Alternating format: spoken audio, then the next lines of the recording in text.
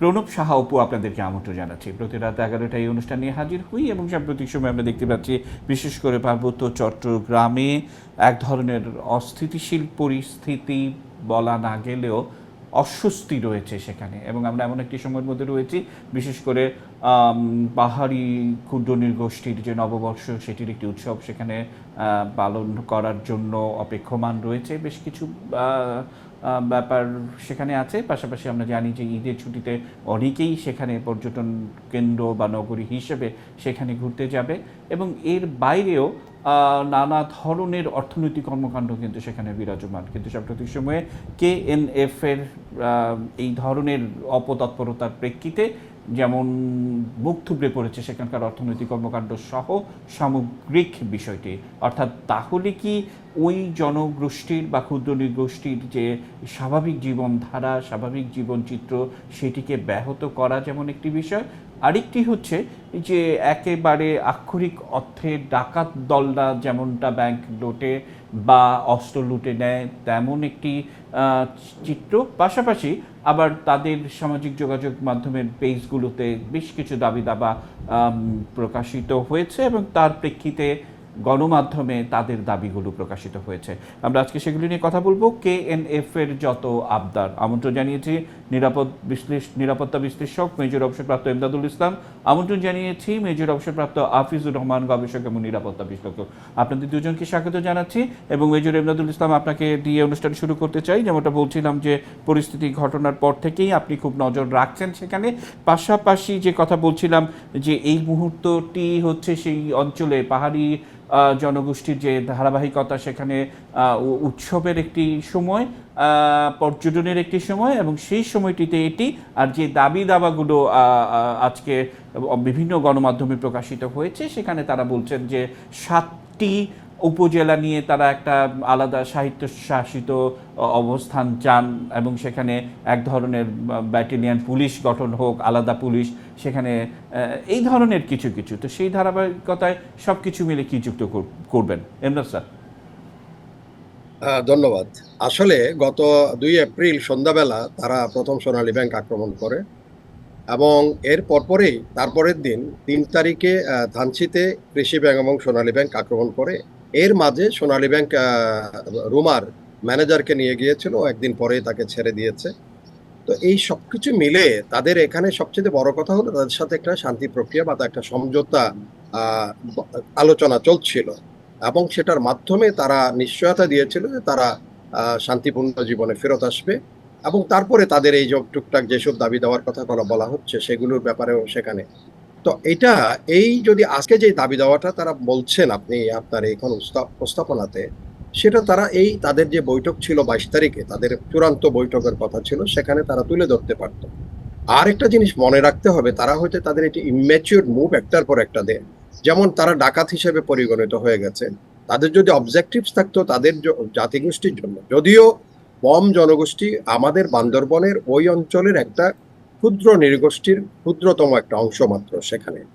তো তারা যদি এখন মনে করে যে এই যে দাবির কথা বলে, এটা যেমন কতটা অবাস্তব যে 7টা উপজেলার কথা বলা হয়েছে, 7টা উপজেলা মিলে তারা কিন্তু সেখানে মেজরিটিও নয়, একেবারে ক্ষুদ্রাতি ক্ষুদ্র একটা নৃগোষ্ঠী। বাট তাহলে এটা কি প্রমাণ হচ্ছে? প্রমাণ হচ্ছে তাদের এখানে নিশ্চয়ই এখন উপদলীয় কোন দলের সৃষ্টি হয়েছে, যে একটা দল শান্তিতে আসতে চাচ্ছে, সমঝোতায় আসতে চাচ্ছে, আরেকটা দল সেটাকে বন্ডুল করার জন্য অপচেষ্টা গ্রহণ করেছে। তো আমি নিশ্চিত যে বন্ডুল করার পক্ষপাতী যারা আসতে চায় নাই, তারা অপস্বাধীনতা পাহাড়ে যা এনজয় করছে, তারা সেখানে বন্দুক নিয়ে আজকে চাঁদাবাজি, কালকে কাঁঠাল বেচলে সেখান থেকে চাঁদা, জমির চাঁদা, গরু বেচলে চাঁদা, ফসলের চাঁদা, এই গরু এই মুরগি জবাই করো, এই খাও, এই যে অপস্বাধীনতা এনজয় করছে সেটা তারা ত্যাগ না করে তারা চেয়েছে এটাকে আরো প্রলং করা। এবং তার মধ্যে যদি আশেপাশের কোনো বাতাসও তাদের গায়ে লাগতে পারে, ইন্ধনও আসতে পারে, সেটাও হতে পারে ওই ফ্যাকশনটাতে। তো এখানে উপদলীয় কোন্দল এবং তারা যেটা করেছে সেটা মোস্ট ইম্যাচিওর। এই যে আজকে দাবির কথা যেটা বলছে সেটা তারা তুলে ধরতে পারতো। এখন যখন সেখানে কঠোর অবস্থানে গিয়েছে কর্তৃপক্ষ, সেখানে যখন অপারেশন শুরু হয়েছে, আজকেও একটু আগে আমি যেটা শুনেছি বেশ কিছু অস্ত্র সেখানে উদ্ধার করা হয়েছে, চাপের মুখে পড়ে এখন সেই দাবির কথা বলা। আর আগে যেখানে তারা নিজস্ব একটা প্ল্যাটফর্ম ছিল, যেখানে শান্তি আলোচনা সমঝোতা আলোচনা হচ্ছিল, সেখানে এমন কোনো ঘটনা ঘটেনি যে তাদের কথা শুনবে না, এই কথা কেউ বলে নাই, বা তারাও বলে নাই যে আমাদের দাবি দাওয়াগুলি আমরা এই বৈঠক উপস্থাপন করতে পারছি না বলেই আমরা আবার সশস্ত্র একটা ডাকাতি পন্থার মধ্যে আমরা সরে গেছি। আমি কেন ডাকাত বলতেছি, তারা পার্বত্য চট্টগ্রামের এই যে আপনি আপনার উপস্থাপনায় বললেন, এখানে এই সামনের একটা সবচেয়ে বড় উৎসব হয় পাহাড়ের সাধারণ মানুষগুলোকে, তারা সেটা বিজু বা বৈশাখী বা চৈত্র সংক্রান্তি বা এই একইভাবে তারা এটাকে এত বড় উদযাপন করে, তাদের উদযাপনটাকে এখন এটা মাটি করে দিয়েছে তারা। ২ নম্বর হচ্ছে একটা শঙ্কার সৃষ্টি করেছে, অস্বস্তির সৃষ্টি করেছে। অন্যদিকে এই যে হাজার হাজার ওখানে পর্যটন ছোট ছোট কেন্দ্রগুলি উঠেছে, হাজার হাজার মানুষ সেখান থেকে তাদের আয় রুজির ব্যবস্থা আছে। এই ঈদের ছুটিতে, লম্বা ছুটিতে এই মানুষরা ওখানে যেত, তারা বুকিং এর ইভেন কি জায়গা থাকে না, এখানে এমন ভাবে মানুষ যায়, সারা বছরের একটা অন্যতম একটা আয়ের উৎস হয় ওই অঞ্চলের মানুষের, সেটাকেও তারা ভঙ্গুর করে দিয়েছে, সেটাকেও তারা একেবারেই বিধ্বস্ত করে দিয়েছে সেখানে। আর একটা জিনিস আমি বলি, সেটা হচ্ছে এই জিনিসটা আমাদের কারেকশন, পুরো পার্বত্য চট্টগ্রামে কিন্তু এই অবস্থা নয়, এইটা বান্দরবনের একটা মাত্র অংশের মধ্যে এই ঘটনাটা তারা ঘটিয়েছে। তবে সেটার উত্তাপটা হচ্ছে সাধারণ মানুষ মনে করবে, এই যে আমরা বলি পার্বত্য অঞ্চল, পার্বত্য বৃহৎ একটা অঞ্চল, সেখানে দক্ষিণের বান্দরবনের ক্ষুদ্র একটা জায়গায় এটা হচ্ছে। আমি তো এই জন্য আমাদের পর্যটকদেরকে যারা আসবেন, তারা রাঙ্গামাটি খাগড়াছড়ির দিকে অবারিত তাদের পথ, তারা যেতে পারেন। সব মানুষের আয় রুজির বন্ধ করার এটা অপচেষ্টাটা কিন্তু আপনারা জি, এটা আমি আসবো। আমাদের সঙ্গে মেজর অবসরপ্রাপ্ত আফিজুর রহমান রয়েছেন, তার কাছে একটু যাব। আফিজ, নিশ্চয়ই আপনি আমাকে শুনতে পাচ্ছেন, এবং যে কথা বলছিলাম যে এই ঘটনার সূত্র ধরে বিভিন্ন আন্তর্জাতিক গণমাধ্যমে অনেক ধরনের লেখা ছাপা হচ্ছে, আমি পোস্ট এডিটোরিয়ালের কথা বলছি, এবং সেখানে কিন্তু নানা ধরনের ইঙ্গিত, অর্থাৎ আপনি জানেন যে আমরা দ্বাদশ জাতীয় সংসদ নির্বাচন শেষ করার পর এক ধরনের অস্বস্তিকর পরিস্থিতি যারা সৃষ্টি করতে চেয়েছিল, পরাজিত সেই শক্তি, তারা কিন্তু নানাভাবে বিভিন্ন জায়গায় ইন্ধন দেওয়ার চেষ্টা করে। আবার সেখানে যদি সামরিক বাহিনীকে আগের মতো অবস্থানে নিয়ে যাওয়া হয়, কিংবা শান্তি বাহিনীর সে সময়কার একসময় আমরা খুব প্রতাপ দেখতাম, এবং তাদের ভিতর থেকে কেউ ইন্ধন দিচ্ছে কিনা, নানান ধরনের অনুমান নির্ভর খবর পরিবেশিত হচ্ছে, এবং দেশে এবং দেশের বাইরেও। সেই ধারাবাহিকতায় আপনার কি মনে হয় না যে ভুল বার্তা আসলে নানা পর্যায়ে পৌঁছচ্ছে, ছড়াচ্ছে? আপনার কাছে কি মনে হয়? আফিজ, কি যুক্ত করবেন? ধন্যবাদ আপনাকে। অতি সম্প্রতি স্বরাষ্ট্রমন্ত্রী মহোদয় যে ভিজিট করেছেন, যেখানে বিভিন্ন গোয়েন্দা বিভাগের প্রধানরা ছিলেন, আইন শৃঙ্খলা বাহিনীর অত্যন্ত গুরুত্বপূর্ণ সদস্যরা ছিলেন, সেই জায়গায় স্বরাষ্ট্রমন্ত্রী যে প্রেস কনফারেন্সটি করেছেন, এবং প্রেস কনফারেন্সে তিনি যেটা বলেছেন, এবং একই সাথে সাংবাদিকদের প্রশ্নের যে জবাব দিয়েছেন, আমি বেশ ভালো লেগেছে একটা বিষয়, যে আমি বলবো যে রিসেন্ট পাস্টের one of the best press conference. কারণ এখানে একদম পরিষ্কারভাবে বলে দিয়েছেন স্বরাষ্ট্রমন্ত্রী। বেশ কয়েকটা প্রশ্ন তাকে করা হয়েছে যে এখানে যে ঘটনাটি ঘটছে সেটির কোনো গোয়েন্দা ব্যর্থতা ছিল কিনা। সেখানে তিনি কি বলেছেন যে এটি তো একটি পরিকল্পনা করে তারপরে রেকি করা হয়, রেকি করে বারবার সেখানে ভিজিট করে দেখে তারপরে কিন্তু সেই জায়গাতে যে ব্যাংকে অ্যাটাকটা করা হয়েছে, এবং প্রথম দিন যেটা করা হয়েছে 2 তারিখে, আর 3 তারিখে গিয়ে আবার থানচিতে অ্যাটাক করে টাকা নেওয়া হয়েছে। এখন দুইটা জায়গাতেই আপনার যে অ্যাটাকটি করা হয়েছে, এবং নাথান বমের নেতৃত্বে কুকি চীন যে এই যে কেএনএফ যে গড়ে ওঠার পরে হঠাৎ করে তারা সশস্ত্র হয়ে ওঠা, এবং তারপরে আবার দেখেন যে একটি শান্তি প্রক্রিয়ার মধ্য দিয়ে যাওয়া, যেটি ইমদাদ স্যারও বললেন, শান্তি প্রতিষ্ঠা কমিটি গঠন করা হয়েছিল সেখানে, এবং আগামী 22 তারিখে তাদের সাথে একটা এই 22শে এপ্রিলে তাদের সাথে একটা মিটিং হওয়ার কথা ছিল নাথান বোমের নেতৃত্বে। সেই রকম একটা সময়ে যে এরকম একটি ডাকাতেই বলবো যে এরকম একটি রবারি করা হলো, সেই জায়গাটাতে অবশ্যই সময় যেমন একটি ফ্যাক্টর, অবশ্যই আমি মনে করি যে এখানে অর্থ সংগ্রহ, ঈদের আগে ব্যাংকে অনেক টাকা থাকার কথা, সুতরাং এই সময়টাতে করলে বেশি পরিমাণে টাকা পাওয়া যাবে, কারণ অর্থ তাদের জন্য একটি ইস্যু। আমরা কিন্তু আরেকটি বিষয় দেখেছি যে বিভিন্ন জায়গাতেই এসেছে যে জামাতুল আনসার, পিল, হিন্দাল, সার্কিয়া, এই যে সার্কিয়ার যে এক একজন সদস্যকে তারা প্রশিক্ষণ দিয়ে 3 থেকে 4 লাখ টাকা করে নেয়, এবং 3 মাসের প্রশিক্ষণে যে 3 থেকে 4 লাখ টাকা নেয়, অর্থাৎ তারা যে পরিকল্পনা করছে, সেই পরিকল্পনাতে কিন্তু অর্থের প্রয়োজন আছে, অস্ত্রের প্রয়োজন আছে। আমরা দেখেছি অস্ত্র নিয়ে গিয়েছিল তারা, তারা মরিয়া ভাবে এই কাজটি করছে। এটা হতে পারে, এর মধ্যে আন্তর্জাতিক ষড়যন্ত্র তো অবশ্যই থাকতে পারে।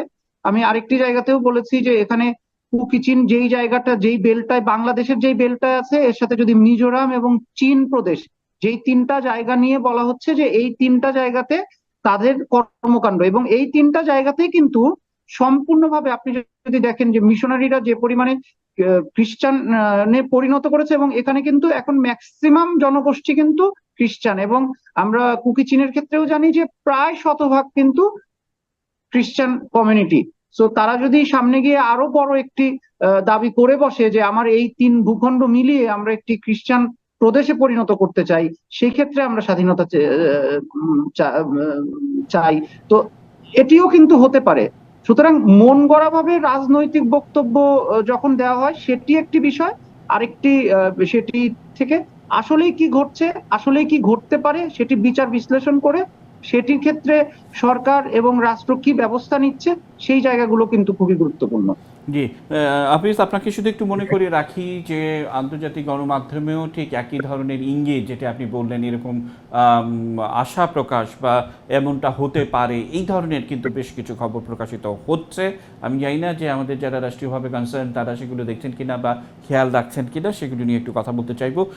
মেজর অবসরপ্রাপ্ত ইমদাদুল ইসলাম, যে এই কথার সূত্র ধরে এই মুহূর্তে আমাদের যে অবস্থান, সরকারের যে অবস্থান, বিশেষ করে স্বরাষ্ট্রমন্ত্রী তিনি কিন্তু পরিষ্কার ভাষায় বলেছেন যে এখন কিন্তু আলোচনা যেটি করার কথা সেটি যেমন চলছিল সেটি একটি দিক, পাশাপাশি এই আইন শৃঙ্খলার অবনতি বা রাষ্ট্রকে না মানার যে একটা স্পর্ধা, সেটা ইতিমধ্যে তারা দেখিয়েছেন, এবং সেহেতু একটা কঠোর অবস্থানে যাওয়া ছাড়া কার্যত অন্য কিছু করার নেই। আবার কোনো কোনো গণমাধ্যম আলোচনার কথাটিও কিন্তু বলেছেন, আজকেই সেটি প্রকাশিত হয়েছে।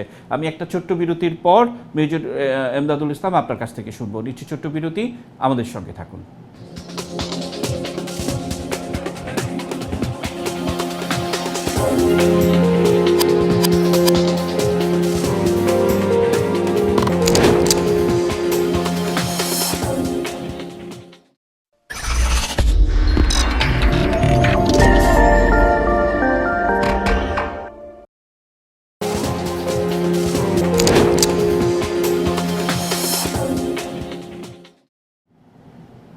দেখছেন চ্যানেল 9।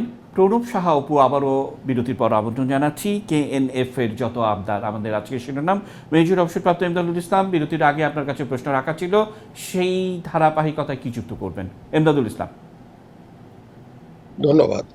আসলে এখানে এটাকে আমরা হয়তো এমনই একটা হচ্ছে, আমার মতে, যে ছোট্ট একটা ঘটনাকে আমরা এটাকে স্ফুলিঙ্গকে এখন দাবানল হিসেবে ধরে নিয়েই এটার উপরে আলাপ আলোচনা চলছে, আন্তর্জাতিক মিডিয়া বলেন বা আমাদের দেশের মিডিয়া বলেন। এটা আমি বারবার একটা জিনিস বলেছি যে এই KNF এর অবস্থানটা হচ্ছে আমাদের দক্ষিণাঞ্চলের বান্দরবনের থানচি এবং রুমাতে, পুরা রুমাতেও না, থানচিতেই তাদের অবস্থানটা। সেখান থেকে তাদের শুরুটাই যদি আমরা বিবেচনায় নেই, শুরুটা হয়েছিল যে 1997-এ, অর্থাৎ শান্তি চুক্তি যখন হলো, শান্তি চুক্তির উপরে তাদের এক ধরনের রাগ, অভিমান, ক্ষোভ এটার থেকে, অর্থাৎ তারা নেগলেক্টেড হয়েছে সেটাকে অ্যাড্রেস করার জন্য তাদের দাবি, এবং সেটাকে সময়ে সময়ে তখন কিন্তু দমনও করা হয় না, বা রেদার কিছু আরো প্যাট্রোনাইজ করা হয়েছে বিভিন্ন কোয়ার্টার থেকে। তো সেটাকে এখন যদি এই যে তারা যেটুকু সম্ভব হয়েছে, বিশেষ করে তাদের উপরে চড়াও হলো কখন কর্তৃপক্ষ বা আইন শৃঙ্খলা রক্ষাকারী বাহিনী, যখন দেখা গেল তারা ভিতরে ভিতরে একটা মিলিটেন্ট গ্রুপের সাথে তারা ইনভলভ হয়ে গেছে, সেই সূত্রে তারা যখন চাপ সৃষ্টি করা হলো, অপারেশন যখন পরিচালনা করা হলো, তারা মিজোরামে গিয়ে আশ্রয় নিয়েছিল। মিজোরাম থেকে আমাদের এখানে এদের সাথে যারা এখন শান্তি আলোচনা করেছে বা করছিল তাদের সাথে যোগাযোগ করেছে, সেখানে শান্তি আলোচনায় আসছে।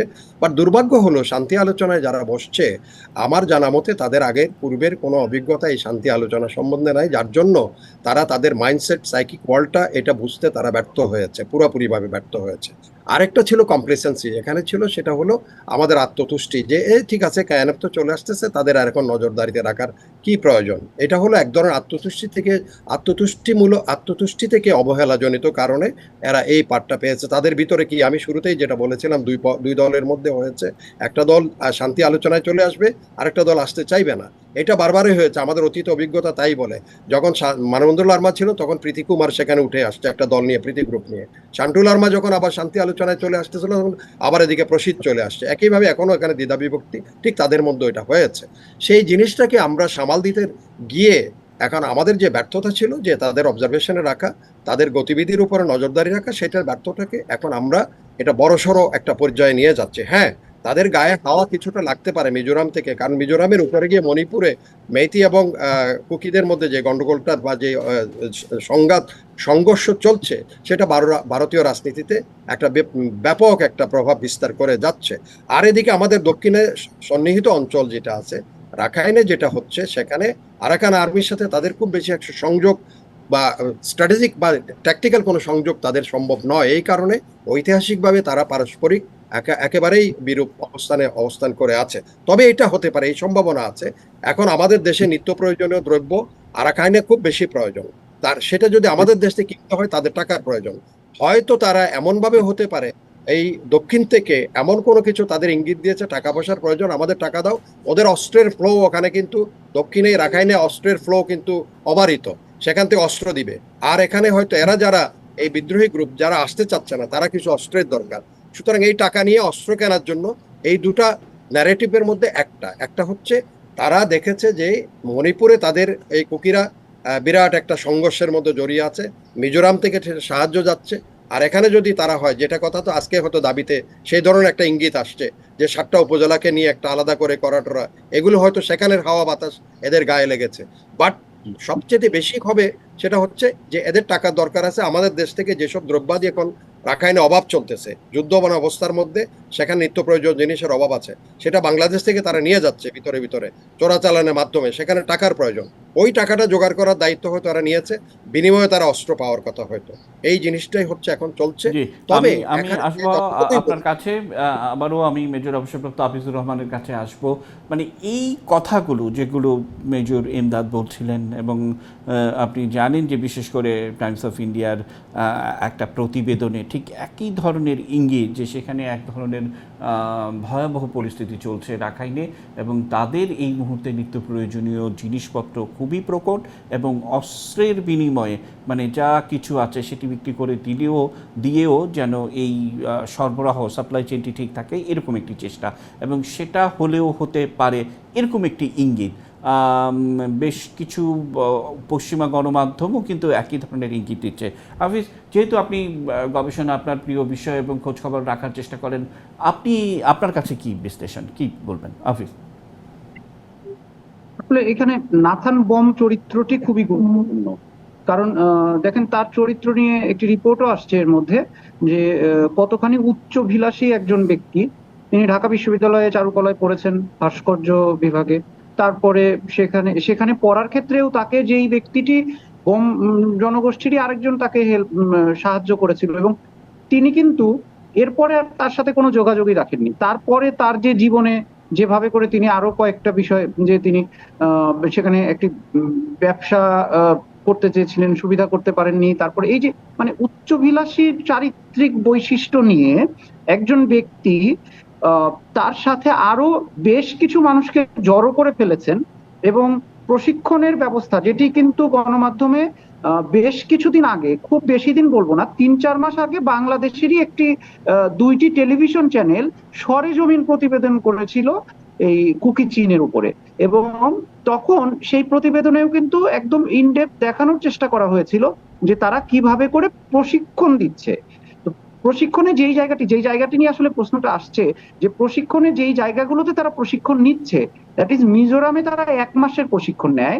মিজোরামে 1 মাসের প্রশিক্ষণের পরে কিন্তু তারা বার্মা ফ্রন্টে যায়, মায়ানমার ফ্রন্টে গিয়ে 2 মাস যুদ্ধ করে সরাসরি।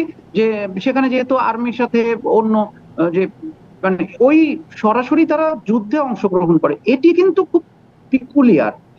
মানে এটা হলো তাদের ট্রেনিং এর একটা পার্ট, মানে তাই তো, মানে এরকমটাই কিন্তু পশ্চিমারা একটু বিশ্লেষণ দিচ্ছেন। হ্যাঁ, তো তাদের ট্রেনিং এর একটা পার্টে এই যে 300-400 জন বা 500 জন বা 700 জন বা যাই বলেন না কেন, সংখ্যাটি একটি ইস্যু।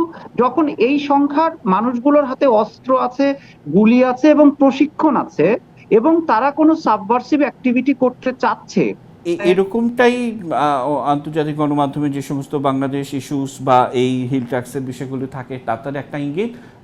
আসলে এই মুহূর্তে সরকার যে অবস্থানে গেছে দৃঢ়তা নিয়ে এবং দৃঢ় অবস্থানে, সেটাই আসলে সমাধানে তেমনটাই কিন্তু নানাভাবে আলোচিত হচ্ছে। এমদাদ স্যার, আমি শেষ করব, শেষ কথায় কি যুক্ত করবেন? 30 সেকেন্ড সময় আপনি পাবেন। এমদাদ স্যার, কি যুক্ত করবেন? ধন্যবাদ। আসলে সেখানে যে অভিযানটা চলছে সেটা হচ্ছে টু কন্টেইন দ্য সিচুয়েশন। ওটা যখন অটোমেটিক একটা পর্যায়ে চলে আসবে, তখন আবার হয়তো শান্তির একটা বাতাবরণ সৃষ্টি হবে, তাদের সাথে আলোচনা হবে, আলোচনার মাধ্যমে তাদেরকে তারা রিসেটেল হবে। এটাই হচ্ছে এখন আমার মনে হচ্ছে ভবিষ্যৎ এদের সাথে। অন্য কিছু এখানে আর চিন্তা করার আপাতত এই যে সামরিক অভিযান বা যৌথ অভিযান যেটা চলছে, এটা হচ্ছে টু কন্টেইন দ্য সিচুয়েশন। তারা যেন ফিল করে যে they can't go free hand. এটাই হচ্ছে আসল কথা এখানে। জি, আমি শেষ করব। মেজর অবসরপ্রাপ্ত আফিজুর রহমান শেষ করবেন কোন কথা বলে? 30 সেকেন্ড সময় আপনিও পাবেন। আমরা পিলখানা হত্যাকাণ্ড এবং পরবর্তী পর্যায়ে আমরা কিন্তু আরেকটি আমরা যেটি দেখেছি, হোলি আর্টিজান দেখেছি। তো আমার যেটা মনে হয় যে আমরা এমন কোনো কিছুই হওয়া উচিত না যেটি আসলে যা হতে পারে তার চেয়ে কম করে চিন্তা করা, অথবা তার চেয়ে অনেক বেশি করে চিন্তা করা। যতটুকু চিন্তা করা প্রয়োজন, যেখান থেকে চিন্তা করে বিচার বিশ্লেষণ করে সঠিক সিদ্ধান্তটি নেওয়া প্রয়োজন, আমার মনে হয় রাষ্ট্র, সরকার এবং সবাইকে সঠিক সিদ্ধান্তটি নিতে হবে। কোনোভাবে বিভ্রান্তও হওয়া যাবে না, সঠিক সিদ্ধান্ত নিয়ে সেই অনুযায়ী কাজ করতে হবে। অসংখ্য ধন্যবাদ এবং কৃতজ্ঞতা মেজর অবসরপ্রাপ্ত ইমদাদুল ইসলাম এবং মেজর অবসরপ্রাপ্ত আফিজুর রহমান, আপনাদের দুজনকে আবারও কৃতজ্ঞতা জানিয়ে আজকের আয়োজন এখানে শেষ করতে চাই। দর্শক, আপনাদেরকেও জানিয়ে রাখতে চাই, রবি থেকে বৃহস্পতি রাত 11টায় চ্যানেল 9-এ আমরা এই অনুষ্ঠানটি নিয়ে হাজির হই। আজ বিদায় নিচ্ছি, শুভরাত্রি।